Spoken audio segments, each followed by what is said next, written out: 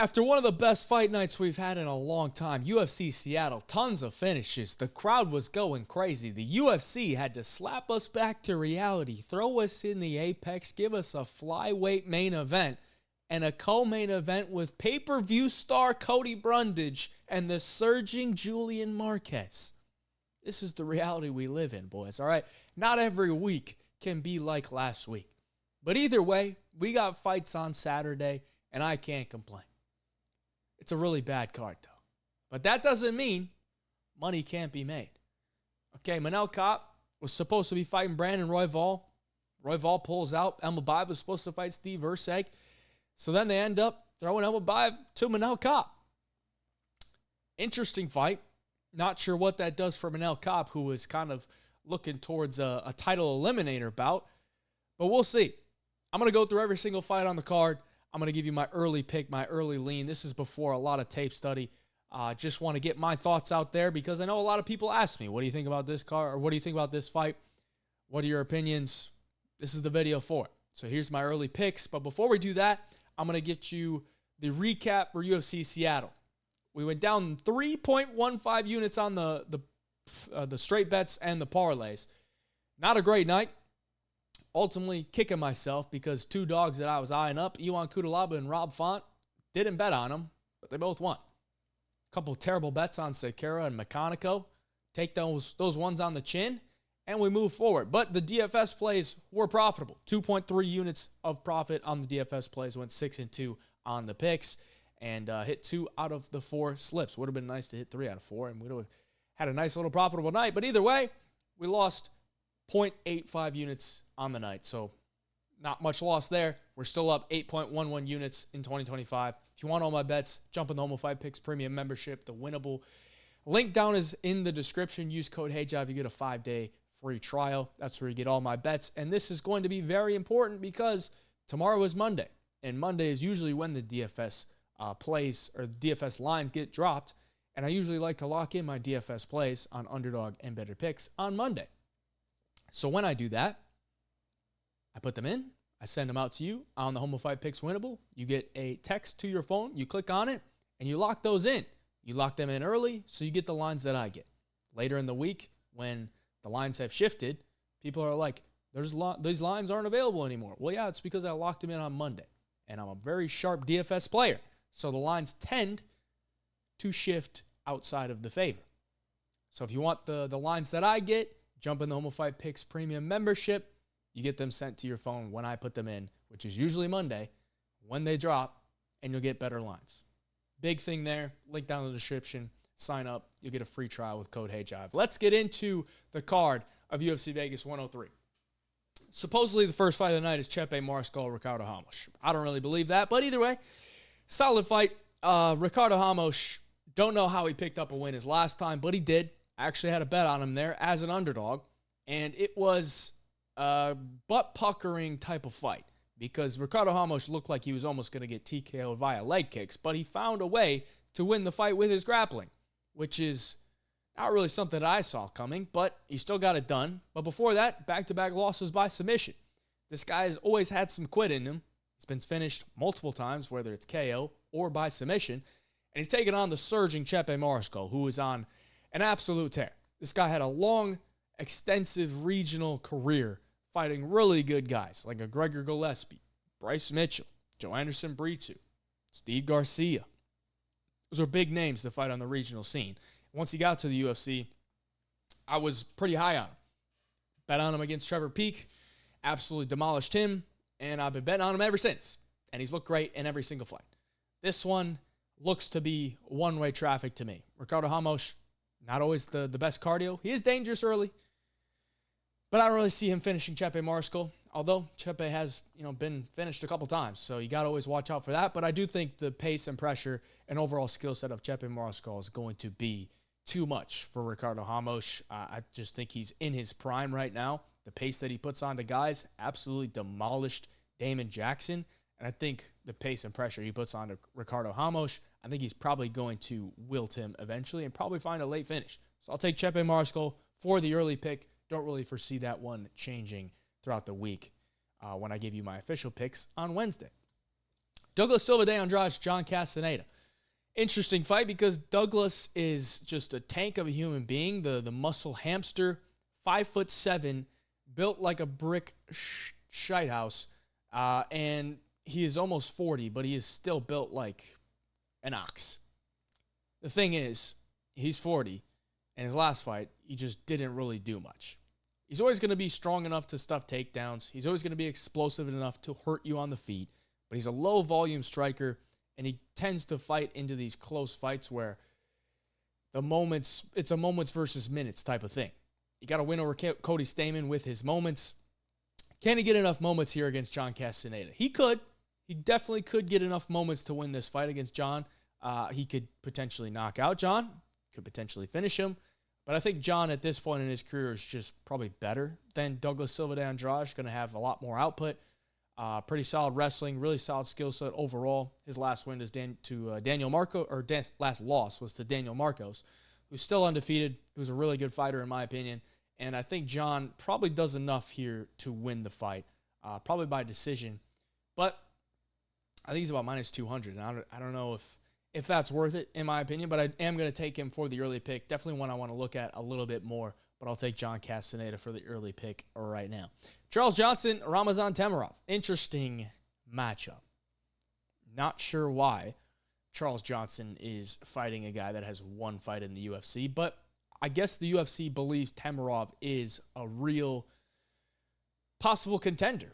I mean, he had a couple huge knockouts in Rizin, and Rizin is a respected organization. Comes into the UFC, knocks out CJ Vergara. So I guess they got to throw him in right into the mix, and Charles Johnson is on the wrong end of that because Charles Johnson's on a 4-fight win streak. Looked good, beat some really solid guys. And now he's got to face a guy that is on a nice long win streak, knockout streak. Looks real dangerous. OV last name. It's a tough matchup. Temirov is a slight favorite here, and I think his win condition would be to find an early knockout on Charles Johnson, or at least hurt him in 2 out of the 3 rounds. Because I think Charles Johnson will win a lot of the minutes just based on how big he is, how fast he is. His defensive grappling is really good. He can get taken down, but if he gets taken down, he gets right back up. He always works to get back up. His cardio is always great. His volume is good. Fast hands, fast kicks. I'm leaning Charles Johnson here as a slight underdog just because I think his UFC experience could show in this one, and I don't think Temirov has a style to where he's going to win a lot of the minutes. I think Charles Johnson's going to look good until he doesn't, but maybe he doesn't. Maybe he doesn't not look good. You know what I'm saying? He's going to win until he doesn't, but if he doesn't get hit with those big shots, he's going to win. So I'm going to take Charles Johnson for the early pick. I mean, Temirov is a short, compact guy that really, really commits to his strikes. So he could definitely crack Charles Johnson, but Charles has always been durable, never been finished, and I think he can win this one. So I'll take Charles Johnson for the early pick. Let's move on to a fight where you probably just want to, I don't know, go outside, smoke break, piss break, whatever you need to do. Andrade Ali, a 5-fight losing streak. Definitely not a winning streak. 5-fight losing streak, 36 years of age. Nothing to like on that side. JJ Aldrich, never been a fan, never been a believer. And I guess I don't really believe in her in this fight, but I am going to take her to win because I think she can beat Andrade Ali. I think it'll be a close fight, though. Probably go to a decision. Probably be a split. Andrade Ali is not the worst fighter, but she just hasn't been winning fights, and she just a shell of what she once was, and what she once was wasn't a world beater by any means. So I'll take JJ Aldrich for the early pick. I'm sure nobody's super invested in this one, but I'm going to take JJ Aldrich. Moving on. Lucas Almeida, Danny Silva. I think this is a sleeper fight on the card. Danny Silva, really solid boxer, been mixing in his wrestling in his last couple fights. Young guy, 6 years younger than Lucas Almeida. Almeida's a dangerous striker. Guy's got some power. Really solid volume as well. Big left hook. And I think Danny Silva is going to have to be cautious of that because Lucas Almeida can crack. But on the other side, Lucas Almeida got knocked out by Andre Fili. And Andre Fili did not look good last week. He got subbed by Malky Casa. But either way, Almeida's ground game has been exposed by Pat Sabatini. Now, Sabatini is a much better grappler than Danny Silva, and I don't see Danny Silva, getting him down to the ground and working his way towards a submission here. But I do think he could probably mix that in. And on the feet, I think it'll be very competitive. So I think it'll be a close fight if it hits the scorecards. I think either guy could find a finish in this one. But if it hits the scorecards, I'm tending to lean towards Danny Silva. Just really solid volume inside the pocket. I think he's got crisp hands. I think he's pretty durable. I think he can mix in some wrestling. So I'm leaning towards Danny Silva as the early pick. But Lucas Almeida, he's the underdog right now. I think he's definitely live. He's just 34. He's 2-2 in the UFC. A couple of finished losses. It's not a good look. So I'll take Danny Silva for the early pick. Moving on. Montana De La Rosa, Luana Carolina. Luana has been my baby for her last 3 fights. And I don't think I'm jumping off the train here. Because I think Luana is a really solid striker. She's long. She uses her kicks well. It's kind of unorthodox at times when she throws her hands, but she's a southpaw. It kind of catches girls off guard. Her defensive grappling has looked pretty good, and I think Montana's going to need to offensively grapple in this one to win the fight. Montana's not a bad striker, but I think Luana will be better. And if she doesn't grapple, I think Luana probably wins a 29-28, 30-27 type of decision. But if she can get some grappling going, that's the way she's going to win rounds. And I think Luana's defensive grappling has improved enough to negate that. And honestly, I'm not sure that I would really trust Montana De La Rosa to have the fight IQ to try to get this fight to the ground. She's 13-9-1. She's 30. She's somehow younger. She's been around for a while. But I'm going to take Luana Carolina. I think Luana's going to win a decision here. I think she'll outstrike her. Give me Luana Carolina to win this one via decision. That's my early pick. Moving on. Before we get into the main card, if you want all my bets, once again, jump on Normal Fight Picks Premium membership. Positive 8.11 units in 2025, up over 100 in 2024, and up nearly 45 in 2023. So, track record of winning. Use code HeyJive to get you a 5-day free trial in Normal Fight Picks Winnable. Link down in the description below. If you need a sports book, hop on Wager Attack. I just learned this past week that you can bet on exact submission methods on Wager Attack, which is pretty sick. Because a couple of weeks ago, when we were on the Long Shots Only live show, and the Walter Walker by heel hook at 50-1 mention was there, I was like, well, I can't even bet it because I'm not in a state with BetMGM. But Wager Attack is available in all 50 states. So now they have exact submission methods, so you can bet on those heel hooks, those arm triangles, the guillotines, whatever. It's available in all 50 states, so if you live in a state like California, Texas, you can use it. I live in Florida. Hard Rock Bet is the only app that you can use between like FanDuel, DraftKings. But you can use Wager Attack in all 50 states. I use it here in Florida. I used it in Texas when I lived there as well. You'll get a 200% free play bonus and a 10% cash bonus on crypto. So if you deposit $100, you get $200 in free play, and you'll get $10 in cash bonus added to your balance. There's a link down in the description below. Use code HeyJive to get your free play bonus and crypto cash bonus as well. It's a really solid sports book, and you got to be line shopping as well. Sign up, and we can bet on this card. Austin Lane taking on Mario Pinto to open the main card. Heavyweight action. Austin Lane, 37. Been knocked out many times. Coming off the win to Rebellas to Spain, where he sniffed his crotch. Wet blanketed him, which is what he needed to do to win the fight. So I got to give him props for some fight IQ there. But is he going to be able to do that to Mario Pinto? I don't really think he's going to. And on the feet, I think Pinto is probably the better striker, more durable than Austin Lane. Austin Lane, I don't really think is the great striker to begin with. And Pinto had a great showing on the Contender Series. Round 1 knockout. He was a big favorite in that, so kind of makes sense that he got the first round knockout. But either way, did what he needed to do. Gets into the UFC, and to me, this looks like a setup fight to where, you got the 9-0 Mario Pinto, who's 6'5", athletic, 26 years of age, and you got Austin Lane, who's low level, 37, probably on his way out. Looks like a setup fight for Mario Pinto to me. I think he could knock out Austin Lane, who has shown chin durability issues. NFL player who has a lot of miles on that head. I'll tell you that. A lot of brain damage. Mario Pinto is the early pick. I think he could get a finish here. Give me Mario Pinto for the early pick, and we can move on. Nazareth Haqparast taking on Esteban Ribovics. Really solid matchup here. Always been a huge fan of Ribovics just because his fights are never a letdown. The guy is a really fun striker, a lot of volume, a lot of big boxing combinations, really nice kicks. His takedown defense is the only reason he has a loss on his record. He lost his debut to Rajabov, got taken down like 11 times, something like that. But he still made that fight really competitive.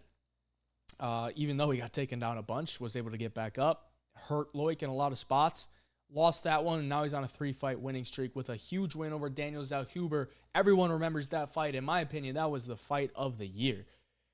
Just an absolute bull. The guy comes with a ton of forward pressure, a lot of combinations, and it's really tough to deal with. Haqparast, I don't know if he's going to be able to deal with it. Now, Haqparast is a solid striker himself, southpaw, and he's got a lot of good volume as well. So this could be a very high volume affair that hits the scorecards, and it probably comes down to who takes the shots better and who lands the better shots. And in my opinion, it's probably going to be Ribovics. Although Ribovics has a lot of power, and I think he could possibly knock out Haqparast because Haqparast been knocked out before. He went to a split decision with Jared Gordon. And Jared Gordon's a good fighter, but Jared Gordon's also like 36. If you're not knocking out Jared Gordon, who's been knocked out before, are you going to knock out Ribovics? Probably not. I don't think he ever really hurt Jared Gordon. Are you going to hurt Ribovics? Ribovics got a granite chin. He's going to throw a lot at you. Really good counters. So I think Ribovics probably wins this one. Could maybe find a finish, but Haqparast, even though he looks like Kelvin Gastelum, maybe not the Kelvin Gastelum chin, but he is fairly durable. So I'll take Ribovics to win this one. He is a favorite, and maybe a little bit too big of a favorite in my opinion because he's a guy that is hittable, but he is always shown to be durable. But I like Ribovics here. I'll take the early pick on Esteban to keep his streak going. Danny Barlow, Sam Peterson. Interesting matchup. Sam Peterson will always be remembered as the guy that got knocked out by Yanal Ashmoose, who's like 5'7", 5'8". That was at 155, and he moved up to 170 his next fight. Picked up a couple submission victories, but that's to Johan Lioness and Kiefer Crosby. Danny Barlow's a much better fighter than Johan Lioness and Kiefer Crosby. I'll tell you that. But the problem is, we haven't really seen where Danny Barlow's ground game is. And that could be a problem, because Sam Patterson on the ground is a real problem. He's actually a decent striker. The problem with Sam Patterson is he does not take the damage well. He doesn't take getting hit very well. He reacts very poorly. Even in the fights that he's won. It's like, oh shit, like he got caught with that straight right, and he did not look good. And I think if he gets caught with something from Danny Barlow, he's going down. Because Danny Barlow's got real power, really nice left hand, really solid knees up the middle, really solid kicks from the outside. I think if this fight is on the feet, it's Danny Barlow all day. All day. I trust Danny's durability a lot more than Sam Patterson. The only reason that, the only way that I think Sam could win this fight is some type of submission. So I'll take Danny Barlow to win this one, stay undefeated, and pick up another victory. Shout out to Danny Barlow. Followed the kid on IG. I made that video on the best basketball players in the UFC. Danny Barlow was definitely one of them. The dude can ball. Threw me a follow. I'm pulling for him this week. I'll probably, throw a little money on him, support the guy. But Danny Barlow is going to be the official, or the early pick, I should say. Moving on. William Gomis taking on Haider Amil. William Gomis, the legend of the split decision, the winning by the thinnest of margins. That is William Gomis, because he's going to make the fight boring, but he is going to be effective. You got to respect this guy's effectiveness in the way he fights. Keeps his range, very effective off the back foot, which is hard to do. And he lulls you into this slow-paced kickboxing fight where he's probably just going to get the better of the exchanges from the outside, not allow you to hit him. And if you try to grapple him, he'll stuff most of the takedowns, but if he is on the ground, even if you have him in a bad spot, he was in a bad spot on the ground with Francis Marshall, found a way out of it, and ultimately won the fight. Bad spot against Joanderson Brito, found a way out of it, and won the fight. Can Haider Amil be the guy to put the stop to William Gomis? Somebody's got to stop it. Is Haider Amil that guy? I don't know. He's 34, 7 years older than William Gomis. I don't think he's going to be as fast as William Gomis.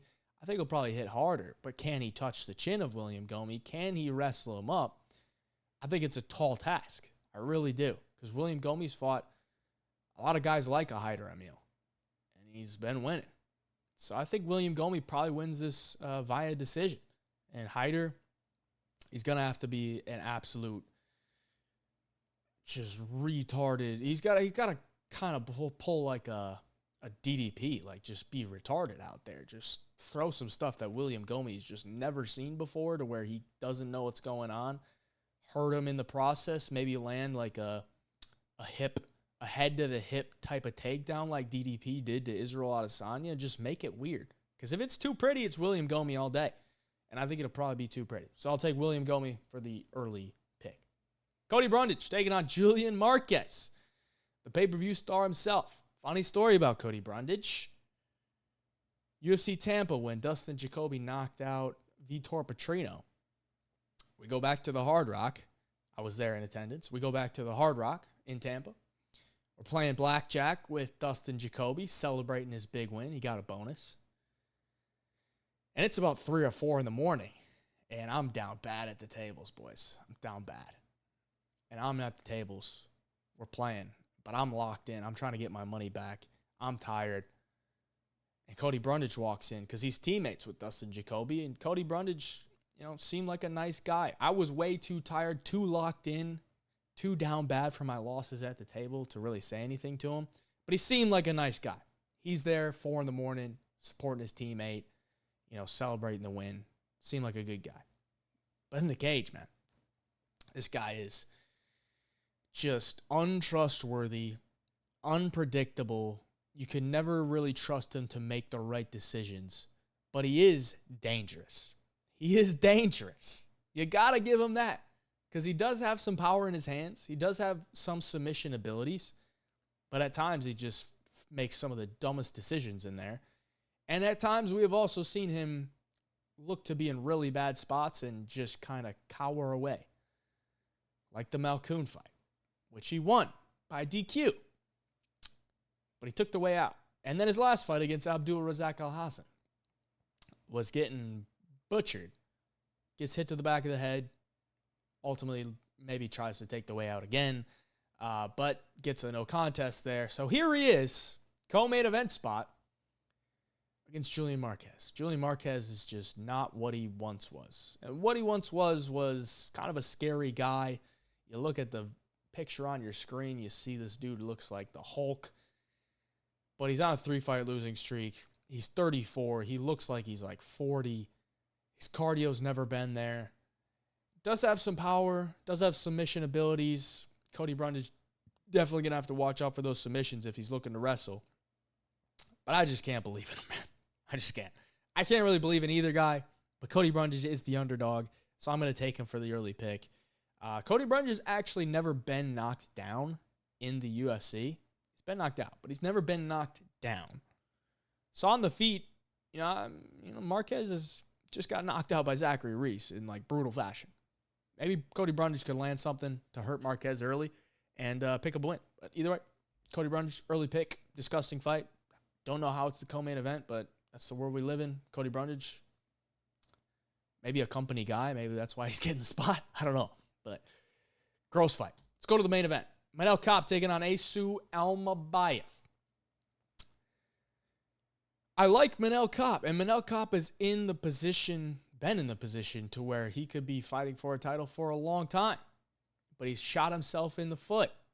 If he won that fight to Makayev, he could have easily been fighting for the title. But what happened was he was just too scared of the takedown. Too scared of the takedown to let his hands go. He was too cautious of just waiting for the takedown to try to defend it to where he kind of let the fight get away. Last time out against Bruno Silva, the takedown threat really wasn't there too much, and he was just able to style on him. Like, I was there at UFC Tampa. It was a beautiful performance from Manel Kape. When Manel Kape is flowing, it is a beautiful thing to watch.